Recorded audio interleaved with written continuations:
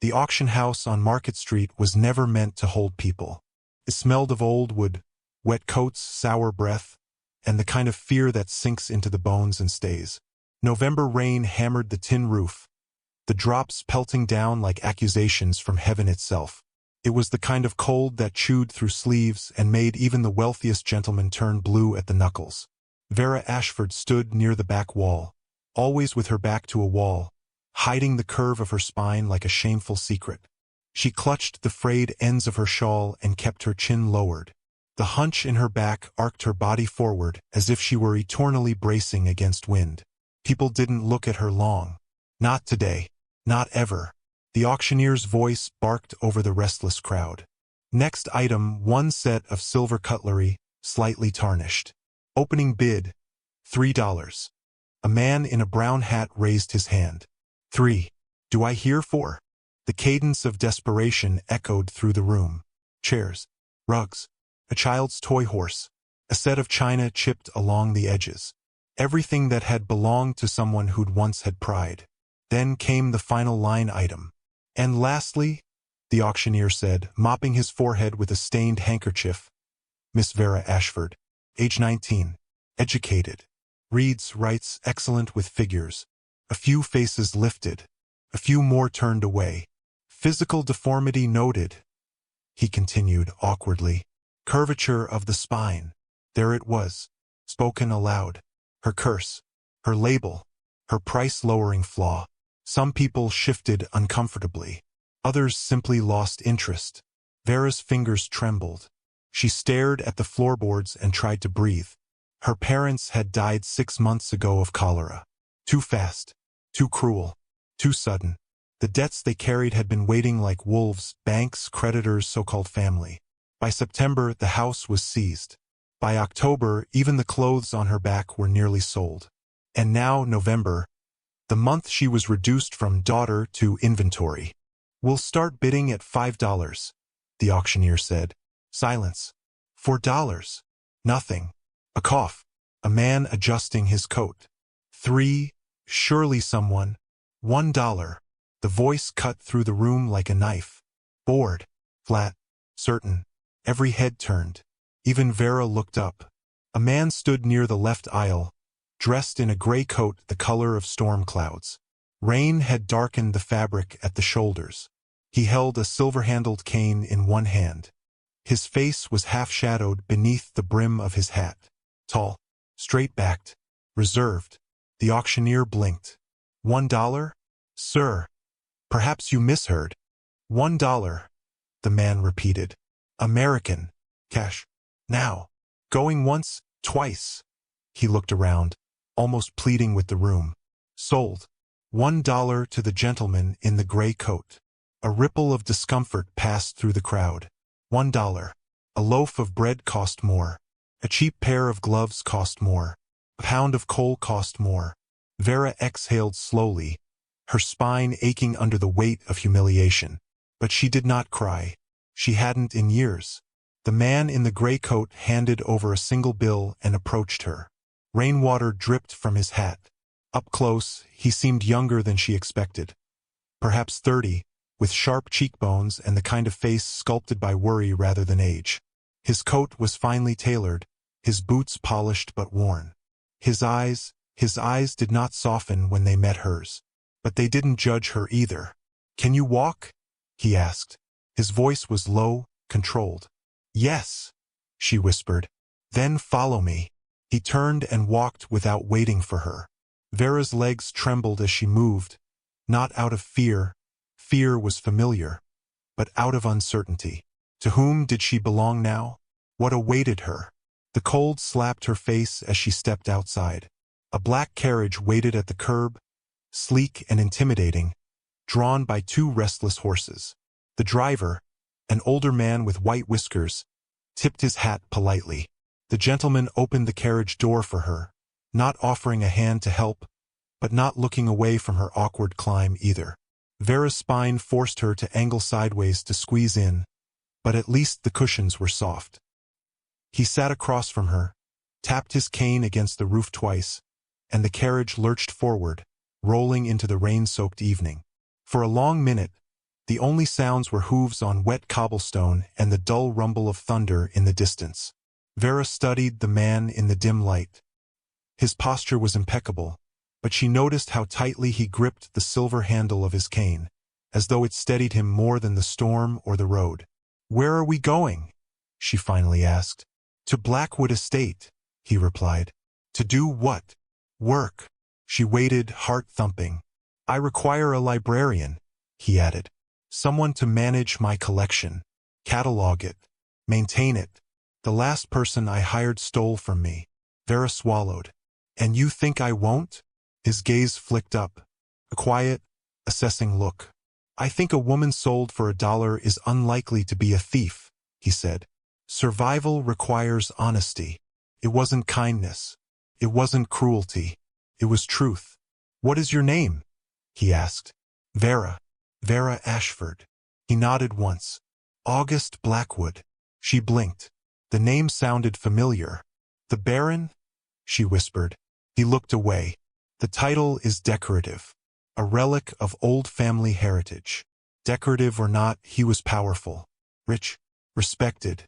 Why would such a man buy a hunchback girl from an auction house? Vera pressed her hands together to keep them from shaking. Whatever awaited her at Blackwood Estate, it had to be better than being worth $1. The carriage ride north took nearly 2 hours. The city disappeared behind them, replaced by rolling hills and leafless winter trees stretching toward a moonless sky. When the estate finally appeared, Vera felt her breath catch. Blackwood Estate looked like a castle built from shadows, stone walls draped with ivy, tall windows glowing like lanterns in the storm, and an east wing tower that rose above the property like a watchful sentinel. It was both beautiful and foreboding. The carriage entered through ornate iron gates. A curved driveway led to a grand entrance, where lanterns flickered in the wind. As the carriage stopped, the driver hurried to open the door. Vera stepped down awkwardly, her curved back causing her to lean forward more than she wished. Rain misted her hair. August Blackwood didn't comment. He simply walked ahead, his cane tapping softly on the stone steps. She noticed his slight limp, barely visible, but there. Inside the mansion, warmth hit her immediately. The foyer was enormous, with marble floors, a sweeping staircase, and portraits of stern-looking men and women. Ancestors, no doubt, watching from gilded frames. A woman approached them, gray-haired but strong-shouldered, wiping her hands on an apron. "Mrs. Brennan," August said. "This is Vera Ashford. She'll be staying with us." Mrs. Brennan's eyes softened as she took in Vera's hunched figure.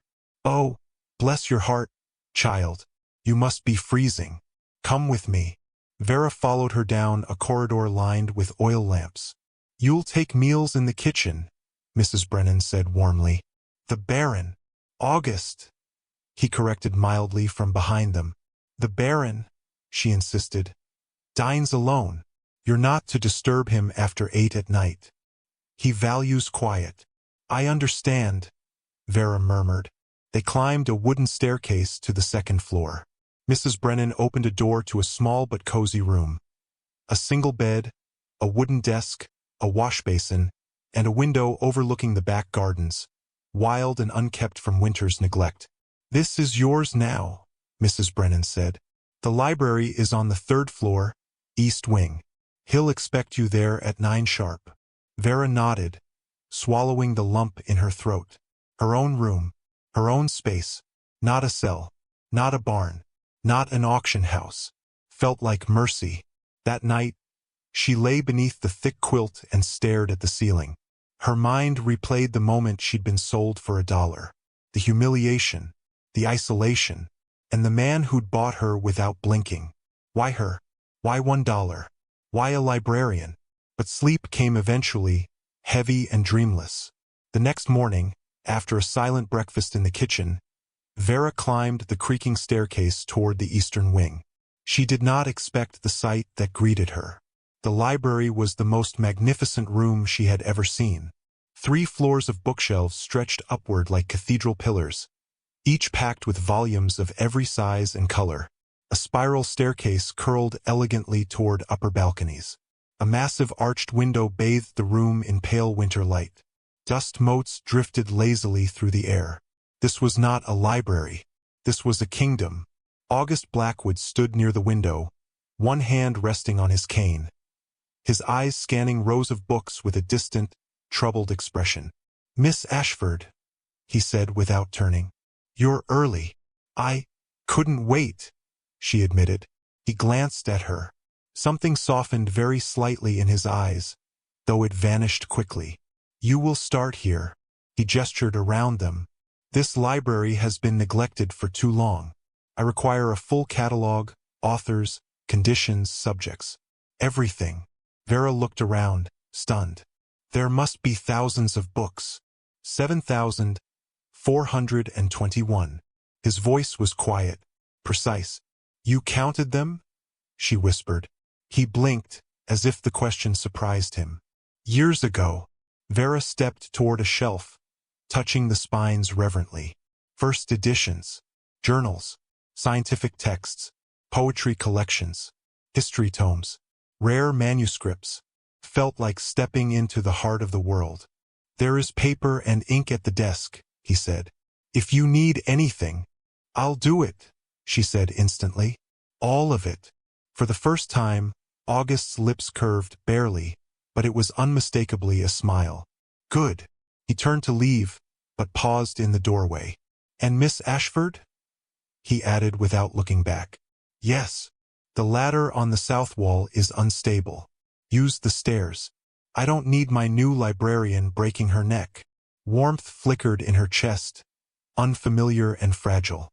"Yes, August," she said softly. He nodded once and left. Vera stood alone in the silence of the library.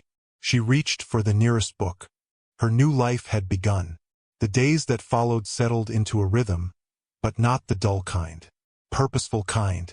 A kind Vera had never known. Each morning, she climbed to the third-floor library before the clock struck 9. The cold stone walls warmed slowly as daylight filtered through the arched window. Dust motes danced like tiny spirits in the air, and the sound of her quill scratching against paper became a kind of prayer. She crafted a system, clean, clever, efficient. Fiction alphabetized, nonfiction categorized, rare works separated, damaged volumes carefully recorded. She handled each book as if it were alive, and in a way she believed they were. Books had carried her through childhood loneliness, through the years when her bent spine made her a target of cruelty, through the months after her parents died. Now they were her work, her world, and August Blackwood noticed. He never hovered. He never gave unnecessary instructions. But every few hours, his quiet footsteps could be heard on the hardwood floor as he entered the library, sometimes leaning lightly on his cane, sometimes gripping it until his knuckles went white. He would check her notes, his expression unreadable, until once, after examining a page where she'd reclassified an entire section more efficiently, he murmured, "Elegant, very elegant." It was the closest thing to praise he'd given, and it warmed her more than the fireplace ever could. The first time August watched her reach for a high shelf, Vera felt the familiar sting, eyes lingering on the curve of her spine, the twist of her shoulders, the unnatural angle of her posture. She braced herself for pity, or worse, disgust. Instead, August simply stepped forward. "Use the ladder," he said, voice even. "I don't want you injuring yourself." He wasn't staring at her back. He was staring at her hands, how they shook slightly from strain. He was worried about her, not her deformity. Took her a full minute to respond. "Yes, I will." August nodded once and returned to his reading table without another look. This was new. This was different. He saw her, but not that part of her. And Vera didn't quite know what to do with the feeling that followed. By the second week, Vera had noticed patterns. August's limp grew worse in cold weather. His hand sometimes trembled violently when he held his cane. He rarely ate with others, choosing solitude. And he slept poorly. She could hear quiet footsteps pacing the east wing late into the night. Then there were the medical books. Tucked high on the third shelf of the north wall, behind volumes of botany and anatomy, were dozens of medical texts, many annotated in a familiar, sharp handwriting. Vera found them one afternoon while cataloging. The titles were clinical and vast. Neurological damage and recovery. Injuries of the lower spine and pelvis. Advanced principles of nerve reconstruction. Experimental approaches to crushed limb recovery. Every book was worn, dog-eared, marked with frustrated notes in the margins. She traced the ink with her fingers. He had studied relentlessly. He had hoped, desperately. He had failed. When she opened one slim volume, a page fell loose. It was a letter to Baron August Blackwood. We regret to inform you that there is no medical treatment, surgical or otherwise, that can restore full function to the damaged leg and nerves described in your case. The signature at the bottom was from a medical institution in Boston. Vera swallowed hard. She suddenly understood why he walked as if each step cost him something. Why he flinched when his muscles spasmed. Why he isolated himself behind books and silence. She placed the letter back carefully and closed the book with trembling hands. She wasn't supposed to know this. She wasn't supposed to care. But she did. More than she should. That evening, Vera was working late. Snow drifted gently against the window pane. The sky outside had already sunk into darkness. She was perched on the safe ladder, examining a top shelf, when she felt a sudden shift beneath her feet. The ladder slipped. Her heart shot into her throat. Her hand grasped air. She tipped backward and crashed into strong arms. For a full second, neither of them breathed. August's grip was firm around her waist. Her head rested near his shoulder. The scent of him, cedarwood, old paper, and winter air, filled her lungs. "Miss Ashford," he said softly, voice tight with concern. "I told you not to use the south wall ladder." Her voice was barely a whisper. "This isn't the south wall." August exhaled shakily, half a laugh, half relief. "It seems I misjudged your sense of direction." His hand was still on her waist. She was aware of every point of contact, every heartbeat, every breath. When he pulled away, it was slow, hesitant. "Are you hurt?" he asked. "No," she said, but her heart disagreed, pounding painfully in her chest. "Good." He stepped back, steadying himself with his cane, but Vera saw the flicker of pain in his eyes. The effort it took to catch her had cost him. "You shouldn't strain yourself like that," she said quietly. He froze. It was the first time she'd addressed his injury. "I'm fine," he said too quickly. Vera hesitated, then spoke softly. "You don't have to be fine in front of me." His breath caught. No one had ever spoken to him like that. Not as the Baron. Not as a broken man. Not as someone who needed softness. August's eyes flickered, stormy and unreadable. "You are unlike anyone I've met," he said finally. It wasn't flirtation. It wasn't charm. It was truth. A truth that terrified them both. Over the following days, Vera began to notice small things. August began arriving to the library earlier. He asked questions about her cataloging method. He listened with real interest. And sometimes, when he thought she wasn't looking, she caught him studying her with something like curiosity, or admiration, or something more dangerous. One morning, when snow lay thick against the windows, she found him sitting near the fireplace reading quietly. His cane rested against his knee. "Good morning," she said, trying not to stare at the firelight catching in his dark hair. "Good morning, Miss Ashford." She hesitated. "May I ask, what happened to your leg?" August's fingers tightened around his book. "That is a story I do not tell," he said after a long pause. "Is it because it hurts?" He looked at her, really looked. "Yes," he said quietly. "In more ways than one." Vera nodded. She didn't push. She only said, "If ever you wish to tell it, I will listen." No pity, no pressure, just presence. August blinked slowly, as if memorizing the moment. "Perhaps," he murmured, "someday," and it sounded like a promise. That afternoon, Vera returned to cataloging medical section D7. She opened another annotated book. A letter slipped out. This one was written in August's own hand. "If I cannot be whole again, what am I? What kind of man can I be to anyone?" Weakness is unbecoming of a Blackwood, and yet it is all I am now. The ink was smudged at one corner, a clear sign of water, perhaps rain, or tears. Vera pressed the letter to her chest, eyes burning. She wished she could tell him, "You are more whole than any man I've met.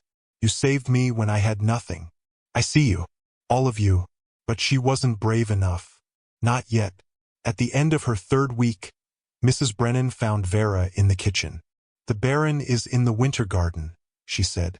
"He asked for you." Vera froze. "For me?" "Yes. Don't keep him waiting." Vera hurried down the hallway, her heart thudding. She had never seen the winter garden before. When she opened the doors, her breath caught. Glass walls glistened with frost. Winter roses, red and white, grew in carefully tended pots. Snow flurried softly outside. August stood among the roses, his cane at his side, his expression unreadable. "You wanted to see me?" Vera asked. "Yes." His voice was strangely gentle. "I wanted to show you something." He gestured to a small bush in the corner, its buds tightly closed. "Winter roses don't bloom easily," he said. "But with enough patience and the right care, even the most delicate flower can survive the cold." Vera stared at him, unsure if he was talking about the roses, or himself, or even her. "And what do you want me to do with this?" she asked softly. August turned toward her, meeting her eyes with a steady, unguarded gaze. "I want you to help me tend it," he said. "Every day." Her breath caught, because she understood exactly what he meant. This was not about flowers. This was the first step toward trust, toward connection, toward something neither of them had allowed themselves to hope for. Vera nodded slowly. "I will," she whispered. "Every day." August exhaled, relief softening the sharpness of his features. "Good," he murmured. "Very good." They stood together among the roses, the first fragile thread of bond between them, beginning to weave something neither yet dared to name. Winter deepened over Blackwood Estate. The hills turned white, the windows frosted over, and Vera's breath clouded each morning as she climbed the stairs to the library. Yet inside, the air felt warmer than ever, warm with purpose, with discovery, with something far more dangerous blooming between two people who had once believed themselves unworthy of being seen. August began spending more time in the library, ostensibly to read, but Vera noticed his eyes drift to her more often than to the pages. At first, she ignored it, telling herself she imagined it. But then he began asking small questions. Too small to be coincidence. "How are the catalog entries progressing? Have you eaten today? Does your back ache from the ladder? You move differently in the afternoons. Is the ink sufficient? You've been writing late into the night." Her breaths would catch each time. No one had ever asked her such things. No one had ever noticed such things. And in return, she began noticing him too, things she had overlooked before. The way his left hand trembled less on mornings when the pain was mild. The faint crease between his eyebrows when he read too long. How he gritted his teeth when standing from a chair. How he exhaled softly, almost silently, whenever she entered the room, as if her presence steadied him. It became impossible to ignore. Something was happening between them. Something quiet, something fragile, something terrifying. But neither spoke it aloud. Not yet. It was a stormy morning when Vera found August staring at an old portrait in the hallway. A woman with soft eyes and light hair. A gentle smile painted onto canvas. Instantly, she knew. His fiancée. Her steps slowed. August's jaw worked, as if the memory bit into him. "Her name was Eleanor," he murmured without turning. "We were engaged 5 years ago." The air froze. Vera had not asked, had not dared, but he was telling her anyway.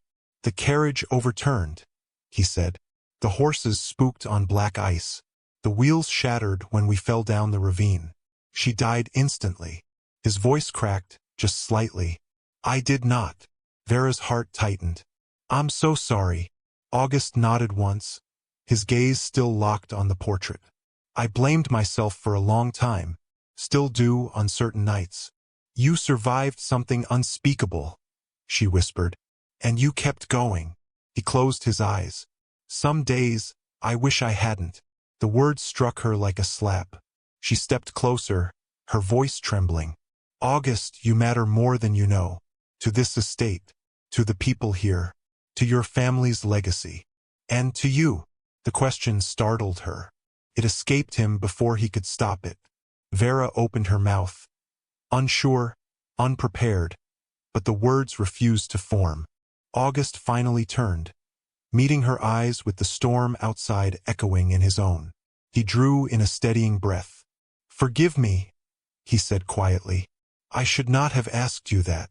And he walked away, cane tapping sharply against the floor. But the question lingered behind him, anchored in the air like a confession. To you? Do I matter to you? And the truth, though she could not yet say it, was yes. Yes, more than she wished he did. The next day, Vera buried herself in work. Cataloging soothed her. Words felt safer than feelings. She pulled another stack of medical texts from the shelves, her mind replaying August's question again and again. When she opened a thick journal labeled Neurological Potentials, she gasped softly. Inside were diagrams, intricate sketches of nerves, pathways, muscular reinforcements. Not the work of a doctor. No, this was sharper, more logical, more searching. These were August's drawings. On the margins, she found furious notes. Immense pain, hypersensitivity, nerve regrowth inhibited by poor circulation. There must be a way to stabilize the damaged sheath. There must be something I am missing. Vera felt her cheeks warm. This wasn't the work of a desperate man. This was the work of a brilliant one. She turned page after page, her mind catching patterns instantly. Patterns others had missed. She had always been good at seeing connections others overlooked. Even as a child, she solved puzzles faster than adults. She could fix broken watches, balance books, calculate debts in seconds. Here, those same skills stirred. There were inconsistencies in old medical assumptions, wrong equations, outdated logic. She stared at a formula, her brow furrowing. No, that's not correct, she whispered. The nerve sheath doesn't respond to pressure. It responds to alignment. She grabbed a pencil. Her hand flew across the page, adjusting the formula, refining the diagram, adding a stabilizing principle. Her heart raced. The more she studied August's notes, the more she saw what he'd been trying to solve, and how close he had come. 2 inches from breakthrough, 1 step from the answer. And the missing piece was something her mind completed effortlessly. She worked until sunset, and then long after sunset. At some point, she forgot to breathe. When at last she sat back, her chest trembled. She had done it. She had truly done it. She had found a theoretical cure. Not a full recovery, no miracle, but the potential to restore function, reduce pain, and strengthen the damaged nerve pathways. Her hands shook as she looked at her notes. I can help him, she thought breathlessly. I can truly help him. But fear followed swiftly. Would he believe her? Would he dismiss her? Would he think her foolish? Would this ruin everything? And worst of all, would this be stepping into a part of his life he wasn't ready to share? Yet her heart whispered relentlessly, he saved you from the auction. Let yourself save him from his pain. She didn't sleep that night. At midnight, she lit a candle and crept down the hallway toward August's study. Her footsteps were soft as sighs on the carpeted floor. She hesitated at his door, her nerves twisting into knots. She lifted her hand to knock, only to freeze at the sound of quiet, pained breathing from inside. Her heart jolted. She knocked once. August. A pause. Then, come in. She opened the door slowly. August sat in a leather chair, his back rigid, his cane fallen to the floor. Sweat dampened his brow. His left leg trembled uncontrollably. Pain. Real, unbearable pain. Vera's heart cracked wide open. Your leg, she whispered, rushing forward. You're hurting. Let me help. He tried to wave her off. It will pass. It doesn't look like it's passing, she said sharply. He closed his eyes, jaw locked. His breathing was shallow. Do you need anything? She asked urgently. Nothing, he muttered. It is an old injury. It reminds me. that I am not the man I used to be. Vera knelt beside him, her hand hovering over his trembling one. You don't have to be the man you used to be, she murmured. You can be someone new. He opened his eyes, and the look he gave her could have burned through steel.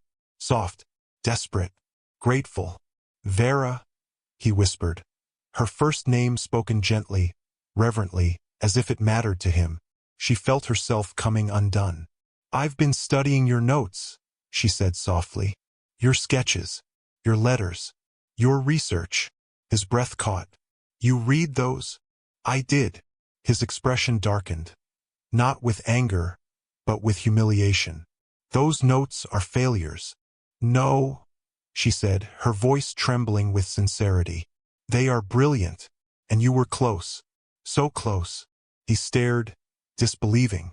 She reached for the papers she'd brought. Diagrams, formulas, corrections, refinements. I think I found something, she whispered. Something the doctors missed. Something you nearly discovered yourself. He looked between her face and the pages. May I show you? She asked.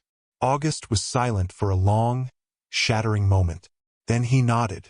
Vera exhaled shakily, spread the papers across the desk, and began explaining. Her voice steady, her mind sharp, her fear swallowed by purpose. As she talked, August's expression shifted. From confusion, to curiosity, to disbelief, to awe. He leaned closer, eyes widening as she drew connections between nerve realignment, pressure stabilization, and muscular reinforcement. This, he breathed, touching one of the diagrams. This could lessen the spasms. Yes, and the alignment technique. His voice trembled. It could restore function. It won't heal everything, she said softly, but it could heal enough. A long silence. Then he whispered, voice breaking, Vera, how did you see this? She hesitated, then told the truth. I've always seen patterns other people don't. Numbers and shapes. They fit in my mind like puzzles. Even when everything else in my life felt broken. This was never broken. She lowered her gaze. My mind was the only straight thing about me. The confession hung heavy in the air. August reached forward, slowly, tenderly, and lifted her chin with his trembling fingers. You are extraordinary, he whispered. Her breath hitched. No one has ever said that to me, she whispered back. They should have, he said, voice raw. Long before I bought you for $1. Their faces were close, too close. The air shimmered with something dangerous and beautiful. But Vera pulled back first. Not out of fear, out of care. You should rest, she whispered. Your body has been through enough tonight.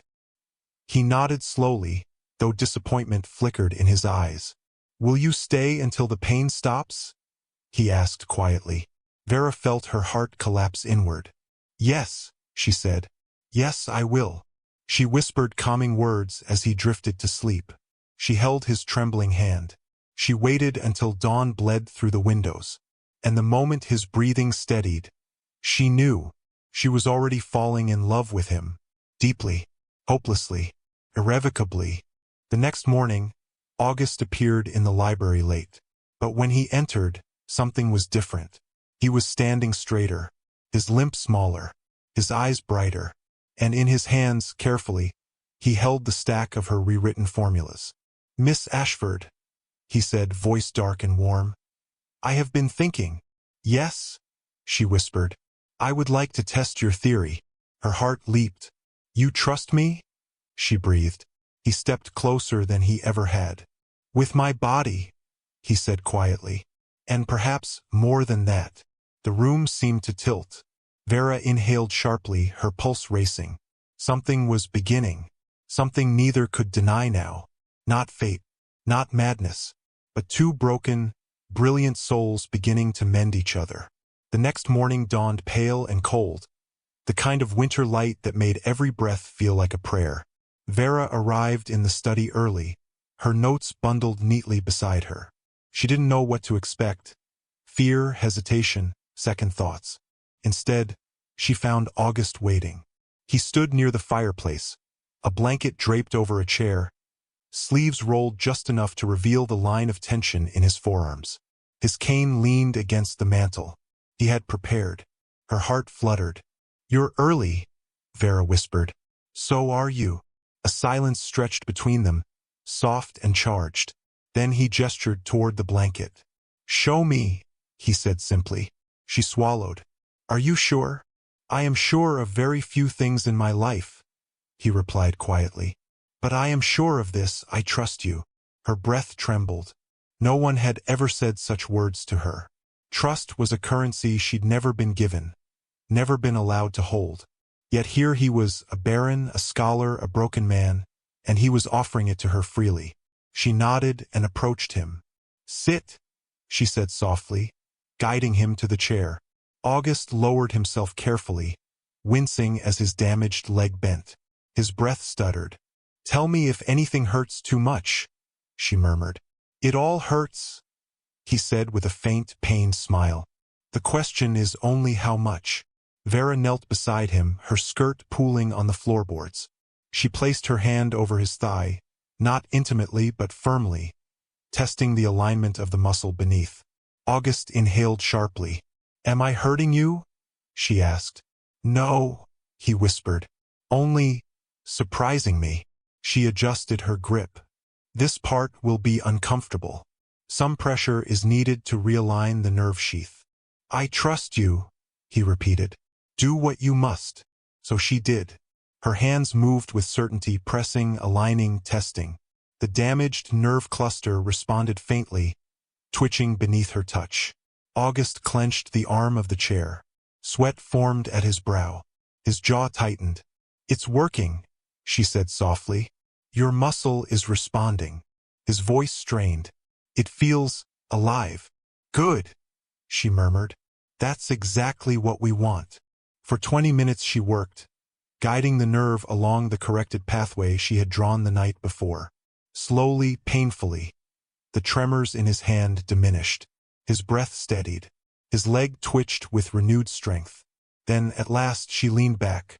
"Walk," she said. He stared, incredulous. "Now?" "Yes."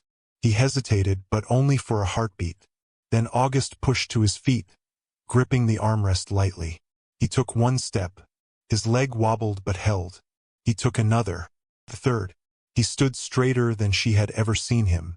"God," he breathed, staring at his own body as if it belonged to someone else. "Vera, what have you done?" She rose slowly, her hands trembling. "Only what you already started. You were closer than you knew." August turned toward her. His eyes shone. "You don't understand," he whispered. "I haven't stood like this in years. My leg hasn't held my weight like this since the accident." Vera felt tears prick her eyes. "Then tomorrow we continue." His expression softened, almost broke. "Tomorrow," he echoed, stepping toward her with awe. "And the day after that, and the next." It was the first time they had made a promise to each other, and both felt it. The next few days unfolded in a quiet miracle. Every morning, Vera treated August's leg and hand with her alignment method, pressing, rolling, guiding nerves and muscles into cooperation. He winced. He sweated. He clenched his jaw. But he improved. Not dramatically, not magically, but steadily. He could stand longer, walk farther, sleep without waking from spasms. Each victory was small, but each one mattered. And each one bound them closer. One morning, after a session that left him breathing hard but triumphant, he looked at her with a softness she had never seen. "You have given me back something I thought gone forever," he murmured. "What?" she whispered. "Hope." Vera felt her chest tighten. "You deserve hope," she said. He stepped closer, the firelight flickering against his features. "And you," he said quietly, "deserve far more than you have been given." Her breath hitched. She couldn't look away. It was too much, too intimate, too real. She turned quickly, gathering her notes. "You should rest now." He smiled faintly. "Running away from me, Miss Ashford?" She froze. He closed the distance with slow, careful steps. "I frighten you," he murmured. "No," she whispered. "You overwhelm me. His smile faded into something gentle, aching. Then let me go slow, he said softly. With everything, with all of this. She dared a glance up at him, and something inside her shifted irrevocably. 2 days later, as Vera reached the bottom of the staircase, a sharp knock echoed through the hall. She turned just as Mrs. Brennan hurried past. "Stay back," the housekeeper whispered. "It might be the banker again." Vera froze. Charles Hendricks, the banker who had harassed the estate ever since the Baron's accident made him vulnerable. He had been circling like a vulture, hoping to force August to sell part of the land. But when the door opened, it wasn't Hendricks. It was worse. A tall man in a long coat stood beneath the dripping archway, holding a leather bag and a smug expression. "Dr. Whitlock," Mrs. Brennan said suspiciously. "What brings you here? I heard the Baron has been attempting experimental treatments." The doctor smirked. "I came to ensure he is not risking further injury." Mrs. Brennan bristled. "He's not your concern." The doctor ignored her and stepped inside. Vera felt her stomach drop. Whitlock was the same doctor who had once declared August a lost cause, publicly, ruthlessly. He had mocked the Baron's attempts to research his own condition. If he discovered that Vera, a hunchback girl bought for $1, was the one treating the Baron, he would ridicule her. He would humiliate August. He would ruin everything. Footsteps echoed in the hall. August appeared at the far end, straight-backed, balanced, walking without a stumble. Whitlock's jaw dropped. "Good Lord," he said.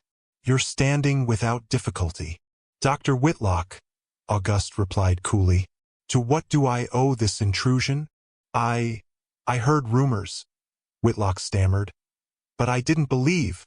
"You never believe anything that does not come from your own mouth," August said. "What do you want?" Whitlock swallowed. "I want to know how you improved." Silence. Whitlock's gaze slid past August, straight to Vera. And Vera's blood went cold. Whitlock laughed under his breath. "Surely not. Surely you haven't entrusted your recovery to her." Mrs. Brennan gasped softly. Vera stiffened, and August froze. Then he stepped forward, placing himself between Vera and the doctor like a shield. "Watch your tongue," he said quietly. Whitlock scoffed. "With all due respect, Baron, she is a servant." "She," August said sharply, "is the reason I can stand before you. She is the reason I can walk without agony. She discovered what your medical arrogance failed to notice." Whitlock's face reddened. "A hunchback girl," he sneered. "You expect me to believe she outsmarted me?" Vera flinched. August did not. "I expect you," he said coldly, "to address her as Miss Ashford and to leave my home at once." The doctor sputtered. "This is absurd. This is... Get out." Whitlock paled, spun on his heel, and stormed from the estate, slamming the door behind him. The hall fell silent. Vera stood frozen, her heart thundering. August turned to her. Their eyes met. Everything he had done, every word he said, hung between them like a vow. "Vera," he whispered, stepping closer. "I meant every word. You saved me." Her voice trembled. "You defended me." He reached for her hand, hesitated, then took it gently in his. "I will always defend you." Her breath caught. Her world tilted. She could not speak. She didn't need to. That evening, after dinner, August asked her to join him in the library. The fire roared softly, filling the room with warm amber light. He stood before the hearth, shadows moving across his face. "Vera," he began, voice low, "today made me realize something important." Her heart pounded. "What is that?" "That I have let others dictate my worth for too long." His eyes softened. "Just as they have tried to dictate yours." She swallowed. He stepped closer, the fire painting gold across his features. "You are not broken," he murmured. "You are not less. You are not something to be pitied or hidden." His voice deepened. "You are brilliant. You are strong. And you are the finest mind I have ever known." Her breath trembled. "No one has ever said such things to me," she whispered. No one worthy of you, then. She felt heat rise to her cheeks. August raised a hand, hesitated, and then gently brushed a stray strand of hair behind her ear. The touch was feather-light, reverent. Your hunch, he said softly, does not make you lesser. It makes you you. And I would not trade you for any woman who stands perfectly straight. Her lips parted. August. He stepped closer still. You asked me once what remains of a man who is no longer the man he used to be, he whispered. She nodded, barely breathing. This, he said, this is what remains. His hand pressed to his heart. And it beats only because you came into this house. Vera's eyes filled. I don't know what to say, she managed. You don't need to say anything. He leaned down, not fully, not claiming her lips, but close enough that she felt the warmth of his breath. Close enough that her pulse stuttered.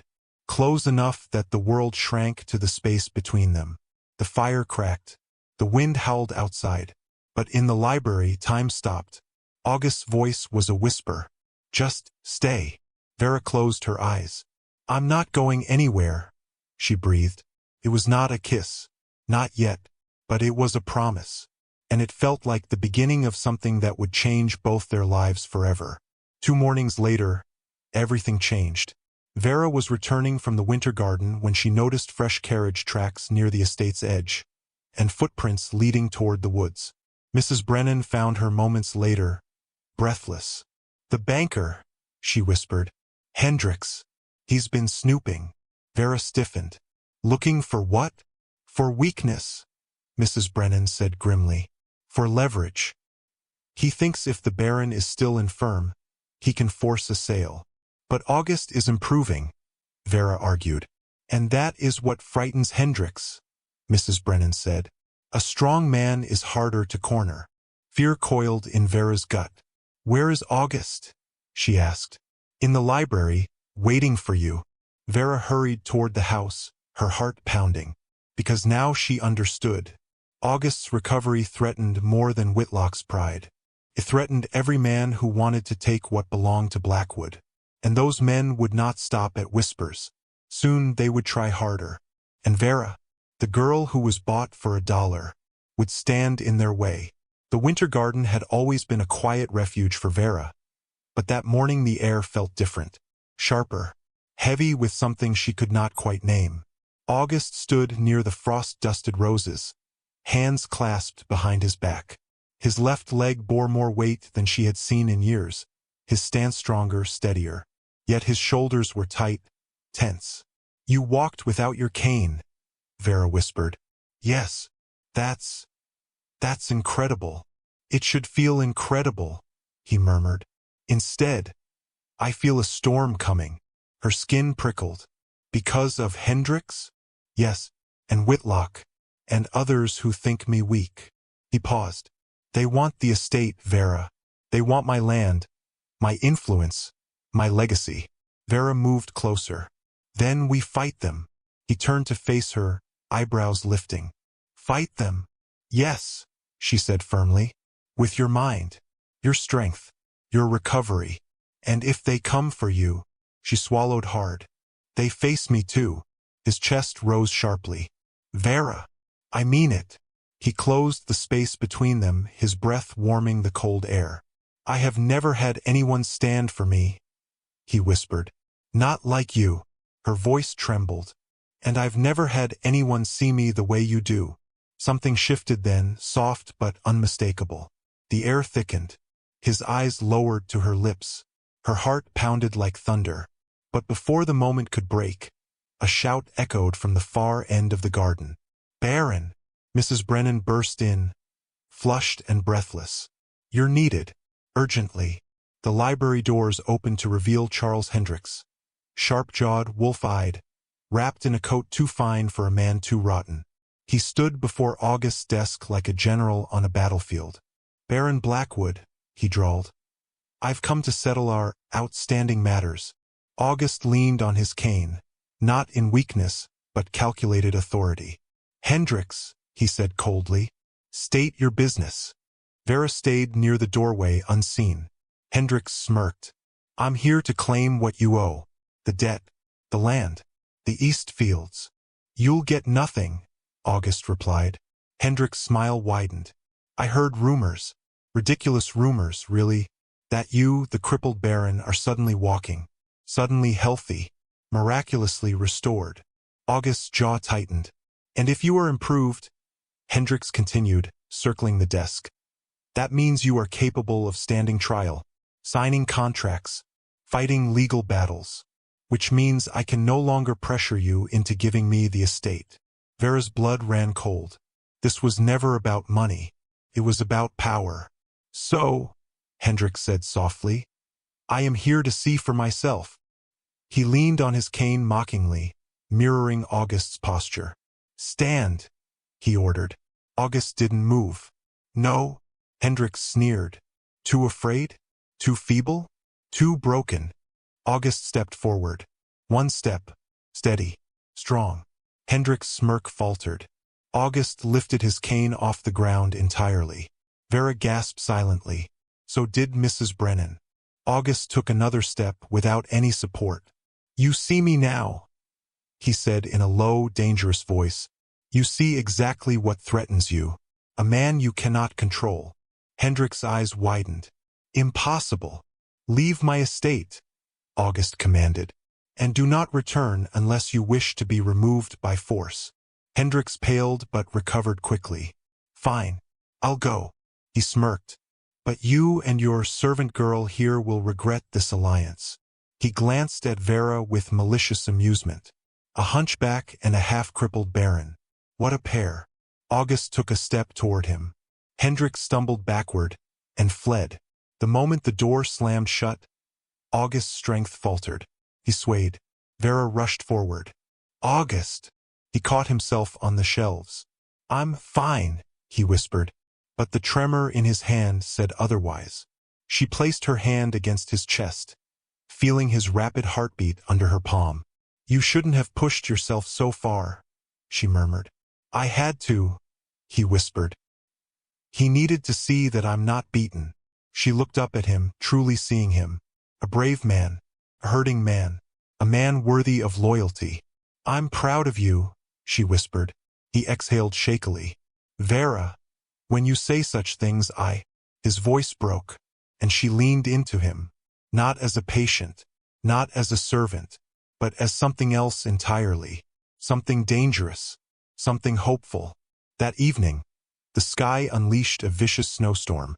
Winds howled through the estate's rafters. Icicles formed along the window panes. August insisted Vera stay inside. Mrs. Brennan insisted she eat more. Chimney smoke curled into the night. Yet Vera could not sleep. She wandered to the library, her sanctuary, only to find August already there, seated in the wingback chair near the fire. You're awake too, he said softly. She nodded, stepping closer. I couldn't rest. Nor could I. Something about the storm outside made the world feel intimate, secluded, like the walls of the estate held only two souls. You were magnificent today, Vera whispered. The way you stood before Hendricks. August stared into the fire. I was terrified. She blinked. You didn't look it. That's because you were there. Her heart fluttered. He glanced at her hands. May I see your back? The question startled her. What? You work tirelessly, he said. You treat me every day. But I've never asked how your own body fares. Does your spine pain you? Your shoulders? Your neck? She inhaled sharply. It's nothing. It's not nothing, he said gently. Not to me. Her breath hitched. Slowly, she turned her back toward him, pulling her shawl aside. The firelight cast her silhouette on the wall. The uneven curve, the sharp protrusion near her shoulder blade. She braced for pity, for disgust. Instead, August rose, slowly, carefully, and stepped behind her. His hand lifted but paused in mid-air, seeking permission. She nodded. His fingertips touched her spine, tender, reverent, as if he were touching something sacred. Vera shivered. Does it hurt? He whispered. Yes, she whispered. Every day. And yet you smile, and work, and help me. and live with more courage than any person I've met. She felt tears prick her eyes. You are extraordinary, he murmured. Her voice trembled. August. He turned her gently to face him. Snow crashed against the windows. The fire roared softly, and for the first time he touched her cheek. I see you, he whispered. Every part of you. And I. He stopped, chest rising sharply. Slowly he leaned in, and Vera closed the distance.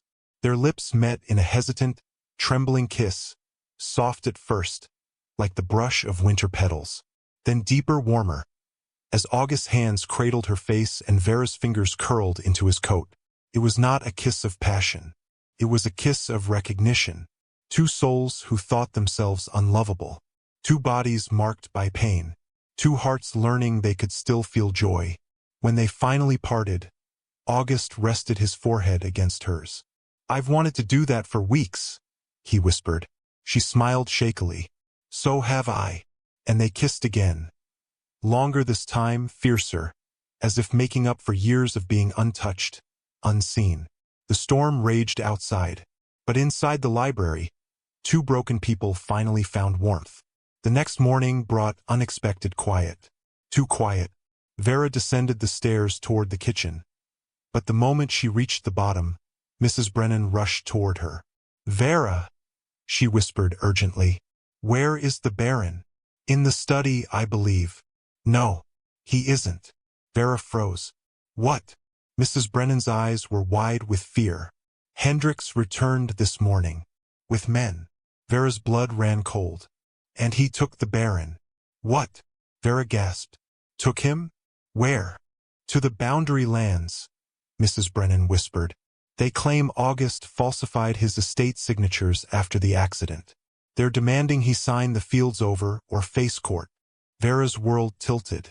August taken, threatened, cornered by men who saw him as weak. Vera didn't think, didn't panic, didn't crumble. She grabbed her coat, a lantern and August's medical notes. Vera, Mrs. Brennan cried. You can't go alone. I'm not alone, she said fiercely. I have his research. I have my mind. And I'm going to him. Mrs. Brennan stared at her. Then go, she whispered. Go save him, child. Vera nodded once, hard, and ran out into the snow. The trek was brutal. Snow lashed her face. Wind tore at her coat. Her back screamed with every step on the uneven ground. But she pressed on. She followed carriage tracks through the woods, heart hammering. Then she heard voices, rough, shouting voices, echoing through the trees. She reached a clearing. Hendricks stood with two thugs, surrounding August. August was leaning heavily on his cane, pain clear in his face. Sign the deed, Hendricks snarled, or I'll drag you through the courts until you lose everything. I will lose nothing, August growled. Least of all to a rat like you. Hendricks raised his hand, and one of the men stepped forward, fists clenched. Stop! Vera's voice tore through the clearing. Every head turned. August's eyes widened. Vera, what are you doing here? I came for you, she said breathlessly. Hendricks sneered. And what is she supposed to do? Fix your leg again? You think this little creature can save you? Vera stepped forward, fire blazing in her eyes. I already have, she said. And I can prove it. She lifted the papers, August's recovery notes. You threatened a disabled man, she said, voice shaking with fury. But you're outmatched. This is medical evidence, documented proof that August has regained function through treatment. Treatment you mocked. Hendricks scoffed. And who will believe a hunchback girl? I will, August said, stepping to stand beside her. And so will any court, Vera replied. Do you want to test that? Hendricks hesitated. August stood tall, and Vera's resolve gleamed like steel. You have two choices, she said. Leave now, and keep your reputation, or stay, and lose everything. The thug closest to Hendricks muttered, We should go. This isn't worth it. Hendricks glared at Vera, and then at August. This isn't over, he hissed. Actually, Vera said calmly, it is. Hendrik spat at the ground, turned, and stormed away with his men. Silence fell. Snowflakes drifted quietly, and August turned to her, astonished. "Vera," he whispered, voice breaking. "You came for me." She nodded. "Always." He stepped closer, and then he pulled her into his arms. Her breath caught. His embrace was warm, desperate, grateful. "You saved me," he murmured against her hair. "You saved me first," she whispered. When he leaned back to look at her, the storm clouds parted overhead. "Vera Ashford," he said softly, "you are the reason I am alive." And then he kissed her, deeply, fiercely, in falling snow. They returned to the estate arm in arm, exhausted but triumphant. Mrs. Brennan cried. The staff whispered. The entire estate felt reborn. But the finest moment came that evening. August met Vera in the winter garden, where roses slept beneath frost crystals. "Vera," he said quietly, "I once believed myself unlovable, broken, half a man." She touched his cheek softly. "You are whole. And you," he whispered, "you were sold for $1, but you are worth more than all the world's gold." Her throat tightened. August knelt, not with perfect grace, not without trembling, but with intention. He took her hands. "Vera Ashford, will you marry me?" Tears spilled down her cheeks. "Yes," she whispered. "Yes, August. 1,000 times yes." He rose, kissed her hands, then her lips, and in the winter garden, surrounded by roses that refused to bloom, they made a vow, not of perfection, not of easy days, but of two crooked souls choosing each other. Forever. Blackwood Estate had seen grandeur in its time, lavish banquets, political gatherings, aristocratic balls, but nothing as beautiful as the quiet wedding held in its winter garden that early spring morning. White blossoms, forced to bloom early by careful tending, were woven through trellises glittering with frost. Soft sunlight filtered through the glass ceiling, painting the world in gold. Only 3 people attended. Mrs. Brennan, eyes brimming with tears, the estate groundskeeper acting as a witness, and the priest from the village chapel. Vera wore a simple cream gown altered to suit her curved spine. Nothing elaborate, nothing extravagant. But when August saw her step into the garden, soft curls falling around her face, eyes lowered shyly, he felt his breath leave him entirely. "You are the most beautiful thing I have ever seen," he whispered. She blushed crimson. "And you," she replied, "stand straighter every day." He chuckled, brushing a thumb across her knuckles. "Thanks to you." When the priest read the vows, August spoke first. "I, August Blackwood, take you, Vera Ashford. Not because you saved my life, though you did. Not because you restored my hope, though you have. But because you see me, truly see me, for all I am and all I'm not." He swallowed hard. "And because every step I take now is toward you." Vera's hands trembled as she spoke her vows. "I take you, August, because you were the first person to see beyond my back, beyond the curve of my spine, beyond what the world told me I could never be." Her voice cracked. "You saw my mind, my heart, my worth, and I will spend my life proving that you were right to believe in me." August lifted her trembling hands to his lips. "My Vera." Their kiss, sweet, slow, reverent, sealed the union not of 2 perfect people, but of 2 broken ones choosing to build something whole. Mrs. Brennan cried openly. The priest smiled softly. Even the roses seemed to lean toward them. Thus began the marriage of Baron and Lady Blackwood, a union whispered about in towns and cities for years to come. Marriage brought changes neither had expected. Vera no longer slept in the servants' quarters. Her new room, their room, overlooked the southern hill, where sunrise painted the world in lavender and peach. They shared breakfasts, gentle mornings, quiet evenings, and sometimes moments of tenderness so intimate they left her breathless. But the greatest change came in the library, for now it belonged to both of them. They worked side by side, refining her treatment method, adjusting diagrams, conducting careful trials on August's recovering limbs. And soon, His progress was undeniable. He walked most days without his cane. His hand shook less and less. He could stand for hours without collapsing. Rumors spread. The villagers whispered, "Have you heard? The Baron is recovering. Miracle. Unbelievable. Who healed him? I heard it was his wife. The hunchback girl? A genius, they say." At first, Vera ignored the whispers, good or bad. But when villagers began appearing at the estate gates, elderly men with trembling hands, young women with weak limbs, children with spasms, August knew it was time. "You are going to be a doctor," he said one morning, handing her a freshly bound notebook. "A doctor?" she stammered. "Yes," he said firmly. "Not merely by marriage, not merely by accident, but by genius. You discovered a treatment no physician has ever imagined." "But I'm not educated," she whispered. "Not formally. I wasn't allowed." "That ends now," he said. "I'll write letters to medical boards, university deans, scholars in Philadelphia and New York. They will review your findings." Vera felt dizzy. "August, they will laugh at me." "Then let them," he said, gently lifting her chin. "And when they stop laughing, they will listen, because truth cannot be dismissed forever." He pressed his forehead to hers. "You are Vera Blackwood now, wife of a baron, keeper of my heart, and the brightest mind this estate has ever seen. The world will hear you."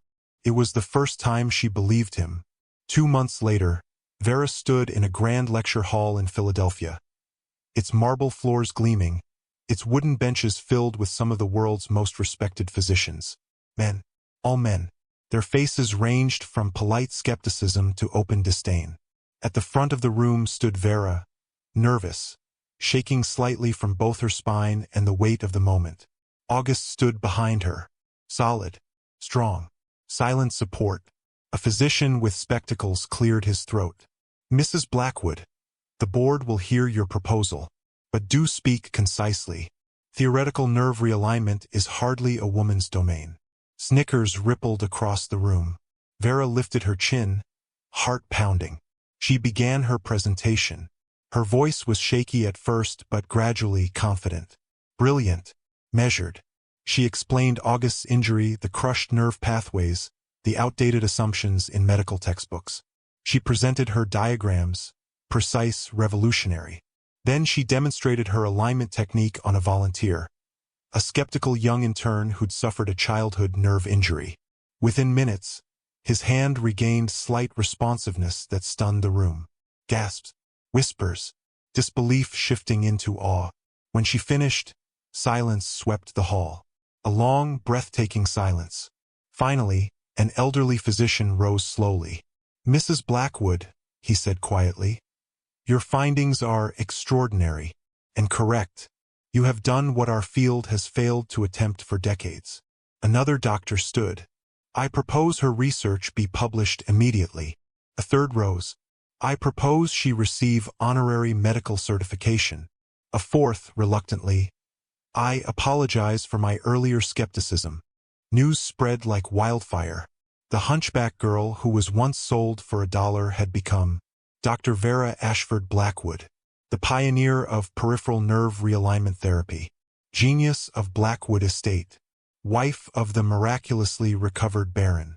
The public didn't know the full truth, but they knew enough to be astounded. Requests poured in. Letters from families begging for treatment, doctors asking for training, newspapers demanding interviews, and Vera, who had once been invisible, became the most sought-after woman in Pennsylvania. Some days she felt overwhelmed, others powerful, but every day she felt grateful, because August was always there. He organized her appointments, protected her from opportunists, defended her when critics questioned her methods, and held her every night when her spine ached from exhaustion. One evening, as she sat writing in her study, surrounded by medical books she once thought she'd never have access to, August approached quietly. "Vera," he murmured, "come with me." She blinked. "Where?" "To the garden." It was late spring, the air warm and fragrant. Fireflies blinked between the bushes. Moonlight crowned the winter roses, now blooming, alive, triumphant. August led her to the small rosebush she had tended with him months before, when their hearts were unsure, when their souls were seeking each other in silence. Now the bush was covered in white blossoms. She gasped, "August, they bloomed." "Yes," he whispered, "because you cared for them." He turned to her, eyes soft, voice trembling. "Vera, I have something to give you." She frowned. "What could you possibly give me? You've given me everything." "Not everything," he said, pulling a slim wooden box from his coat. "This is your degree. Signed, sealed, official." She opened the box and gasped. Inside lay a gold-embossed certificate reading, Dr. Vera Ashford Blackwood, pioneer in neuromedical sciences. She covered her mouth, tears filling her eyes. "August, I don't deserve." "You deserve far more than the world can give," he murmured. Her tears fell freely. He stepped behind her, because he knew this was the moment she needed to be seen fully. He placed his hands gently on her shoulders. Curved, imperfect, beautiful. "You believed your crooked spine made you lesser," he whispered. "But it is your mind, your heart, your courage that make you extraordinary. And this world is a better place because you exist in it." She turned, sobbing softly. He embraced her, holding her close as she wept into his chest. "I love you," she whispered for the first time. August froze, breath caught, heart pounding. "I love you too," he whispered back, kissing her hair. And beneath the blooming winter roses, they held each other. Two imperfect souls made perfect in love. A year later, tragedy struck. A fever swept through Philadelphia. Deadly, relentless. Hospitals overflowed. Doctors collapsed from exhaustion. Families burned through their savings burying loved ones. Vera threw herself into helping the city. August begged her to pace herself. She refused. "People need me," she whispered. "I can't abandon them." "You'll collapse," he warned. But she didn't listen. For 3 months, she worked day and night, saving children, comforting families, writing new treatment protocols, fighting death at every turn. Until one night, she returned home shaking, pale, burning with fever. August held her as she collapsed in his arms. "Vera!" he cried, panic tearing his voice. "Vera, stay with me." Mrs. Brennan rushed forward with blankets. The fever raged for days. August never left her side.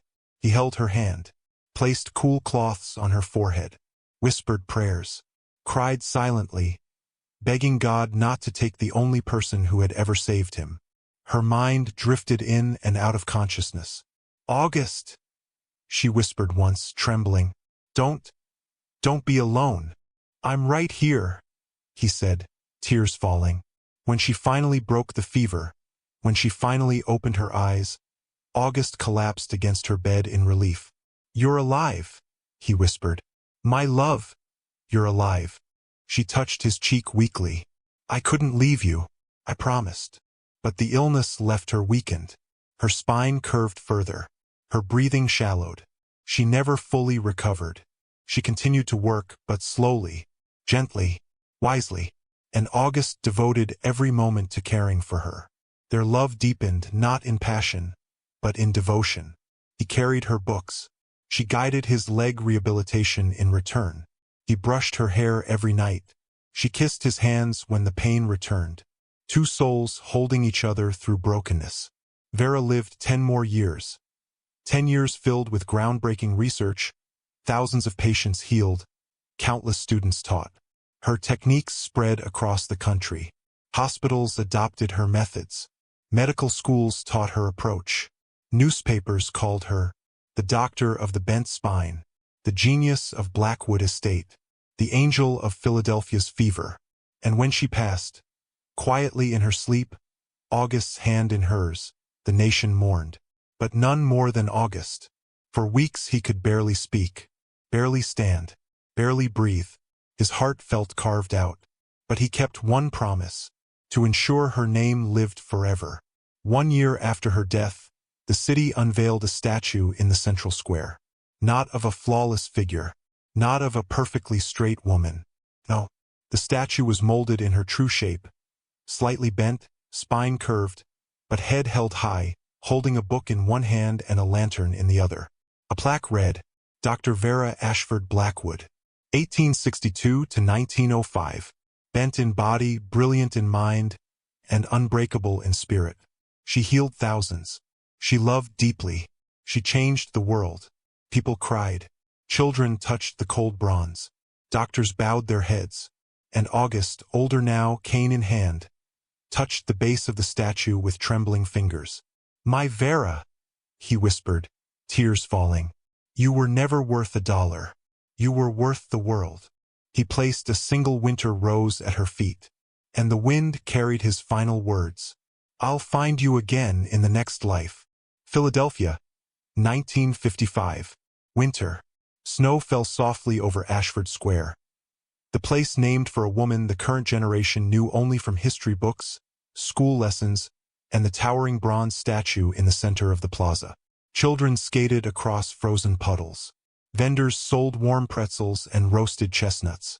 Horse-drawn carriages rolled past the newly built museum wings. But the statue, her statue, remained unchanged. Vera Ashford Blackwood stood immortal, cast in cold bronze yet radiating warmth through her bent shoulders.